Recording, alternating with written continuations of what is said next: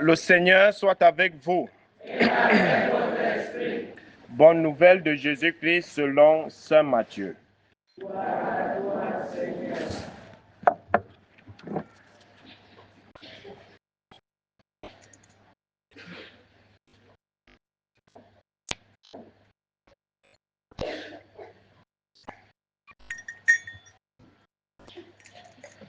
Matthieu au chapitre 4, les versets 12 à 23.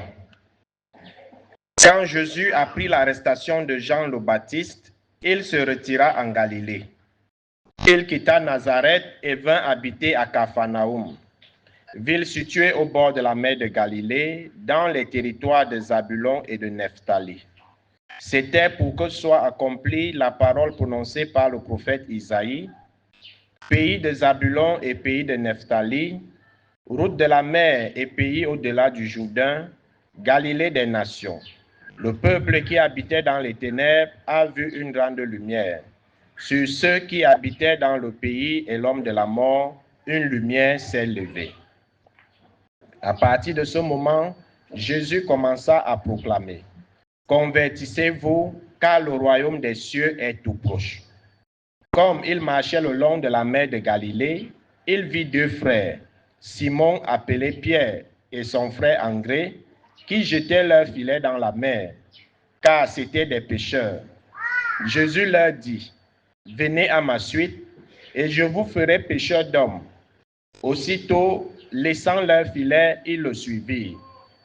De là, il avança et il vit deux autres frères, Jacques, fils de Zébédée, et son frère Jean, qui étaient dans la barque avec leur père, en train de réparer leurs filets. Il les appela. Aussitôt, laissant la barque et leur père, ils le suivirent. Jésus parcourait toute la Galilée, il enseignait dans leur synagogue, proclamait l'évangile du royaume, guérissait toute maladie et toute infirmité dans le peuple.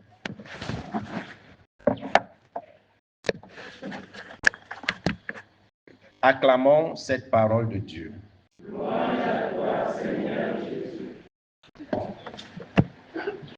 Bien-aimés de Dieu, chers frères et sœurs en Christ, loué soit Jésus-Christ. Loué soit le saint nom de Jésus-Christ. Bonjour à tout le monde. J'espère que la semaine s'est bien déroulée. Ça a été? Voilà, on rend grâce à Dieu si la semaine a été. Vous savez, tout est grâce. Si la semaine-ci n'a pas été, l'autre semaine sera. On sait bien que c'est janvier, mais janvier finit déjà. Donc, arrêtons de maudire janvier. Il fait partie des mois de l'année. Ce n'est pas de sa faute s'il s'appelle janvier. Aujourd'hui, nous célébrons un dimanche très particulier. Chaque troisième dimanche du temps ordinaire est désormais, depuis 2019, le dimanche de la parole de Dieu, institué par le pape François de regretter mémoire. Et il a voulu qu'à travers la célébration de la parole de Dieu, que la liturgie soit centrée à nouveau sur cette parole et que toutes nos vies chrétiennes soient centrées sur la parole de Dieu. En fait, il a voulu remettre la parole de Dieu au centre de nos vies, au centre de toutes nos activités. Une vie chrétienne sans parole est une vie fade. Et le pape, inspiré par l'Esprit Saint, a voulu qu'on redécouvre l'importance, la richesse infinie de cette parole, qui est censée être notre boussole, notre lumière et nos garde-fous. Cette parole a sa place. Si nous remplaçons la parole de Dieu par les paroles d'hommes, nous allons avoir le résultat que nous avons aujourd'hui. Parce qu'aujourd'hui, on écoute plus l'homme que Dieu. C'est plutôt l'homme qui parle aujourd'hui. Dieu ne parle plus. Du moins, on ne veut plus que Dieu nous parle. Et nous voyons les dérives que cela apporte dans notre société actuelle.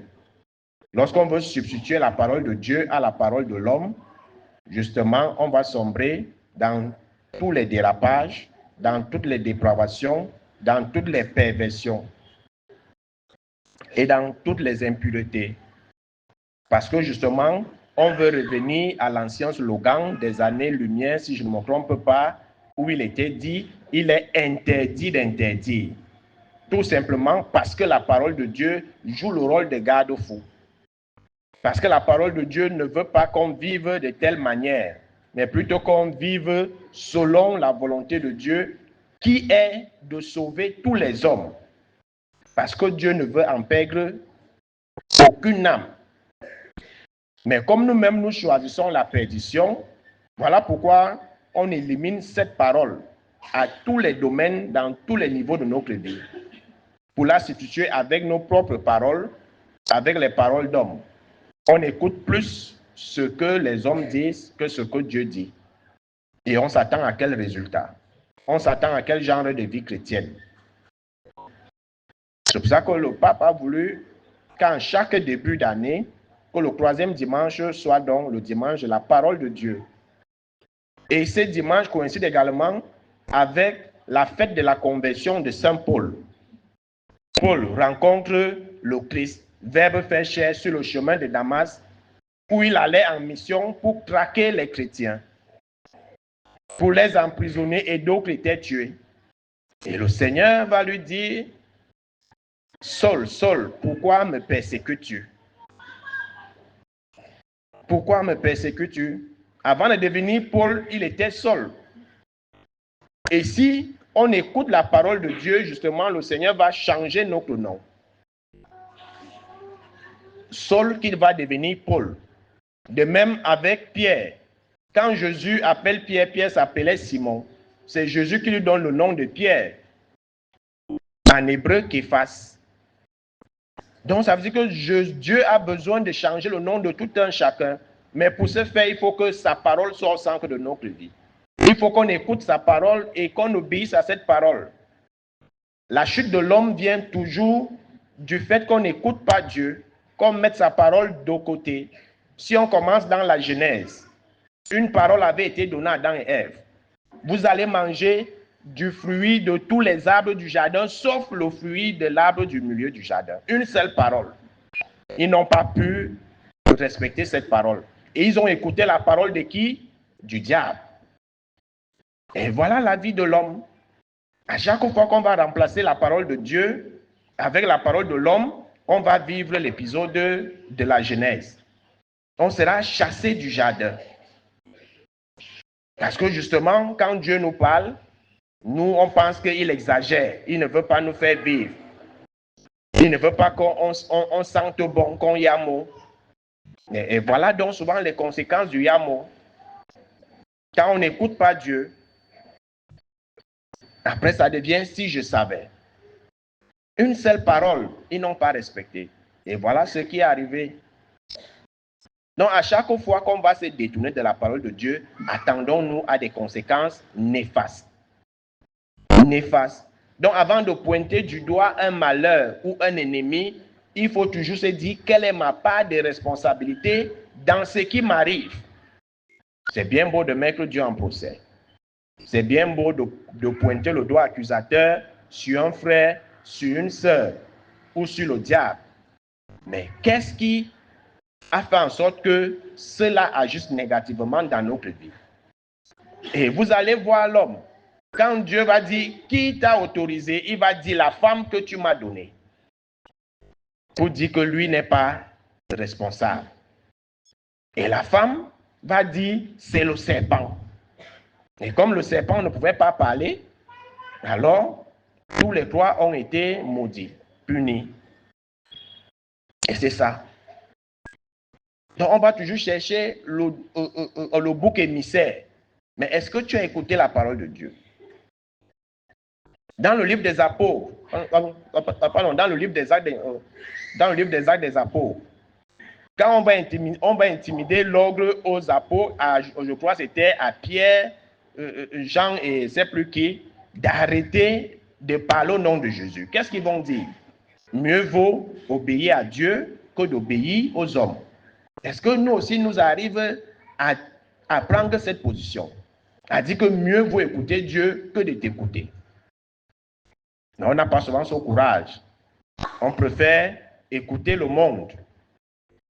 Et la parole de Dieu se fait de moins en moins audible parce que nous vivons dans les bruits. Et nous savons bien que dans les bruits, Dieu n'est pas dans le bruit. Et c'est là-bas qu'on passe se réfugier. Et à quel moment cette parole va nous parvenir? On sera justement comme cette graine du semeur qui tombe en bordure de route. Et la route, c'est les bruits. On est étouffé. Dieu parle, on n'écoute pas.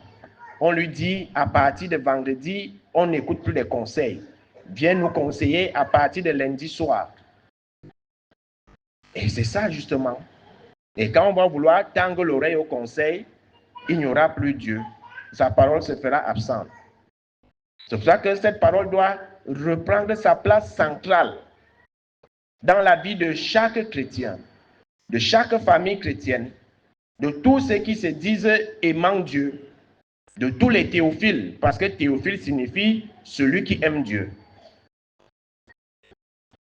Aujourd'hui, c'est le dimanche de la parole de Dieu. Où sont vos Bibles? Qui a sa Bible avec lui? Qui a sa Bible avec lui? Combien de familles ont une Bible chez elles? Levons les doigts. Qui n'a pas de Bible chez lui? Qui n'a pas de Bible chez lui comme moi? Bon, qui a la Bible chez lui? Même pas la moitié. Hein? Même pas la moitié. Et on trouve ça normal. On trouve ça normal. Mais on a les canaris dans les maisons. On a les gris-gris dans les maisons. On a des totems dans les maisons. On a des oignons sauvages plantés derrière les maisons. Mais on n'a pas la Bible. À combien ton canari t'a été donné? À combien? Et combien tu dois envoyer au marabout chaque mois pour la maintenance de ce canari? La Bible coûte 7 000, 6 500 dans certaines librairies, 6 000 également, et ça dépend des éditions et du format. En un an, est-ce qu'on ne peut pas acheter une Bible? En un an. En un mois, on boit combien de bières? On mange combien de porc brisé? Combien de poissons brisés? En un mois, on fait combien? La manucure, on coûte combien? Le make-up. Mais acheter la Bible, ça nous dépasse. Et on est content, on est en gaillard, assis à l'église. Normalement, c'est le dimanche où chaque chrétien, chaque famille vient avec sa Bible et on bénit les familles en ce dimanche de la parole de Dieu. Ce n'est pas la première fois qu'on célèbre la parole de Dieu. Donc, ne faites pas comme si vous êtes étonnés que, ah bon? Avant nous, il y avait eu le dimanche de la parole de Dieu. Il n'y a pas eu. Ça n'a pas été annoncé ici. Et avant, rien. Depuis 2019. C'est bien. Alors, vous voyez que on ne peut pas rendre compte de l'espérance qui est censée nous guider et habiter en nous. C'est vrai que Saint Jérôme avait dit, ignorer les Écritures, c'est ignorer le Christ. On ne peut pas parler de Jésus si tu ne connais pas sa parole. Tu ne peux pas parler de Dieu si tu ne connais pas sa parole. Qu'est-ce que Dieu te dit? Qu'est-ce qu'il attend de toi? Et voilà pourquoi d'autres paroles nous détournent ici dehors. Voilà pourquoi on se fait détourner par d'autres paroles. Et surtout quand c'est des paroles qui viennent des visions. Là, on écoute. Mais Dieu n'est pas dans les visions. Dieu n'est pas dans les visions. Là où il faut aller chercher le réconfort dans la parole de Dieu, on va aller rechercher le réconfort dans la parole du marabout. Dans la parole de ceux qui font les visions avec les yeux du serpent bois. Ce sont ces visions-là qu'on aime. Vous pensez que ces visions-là viennent de qui? C'est le démon Python qui donne les visions aux gens. Et certains achètent même ces visions.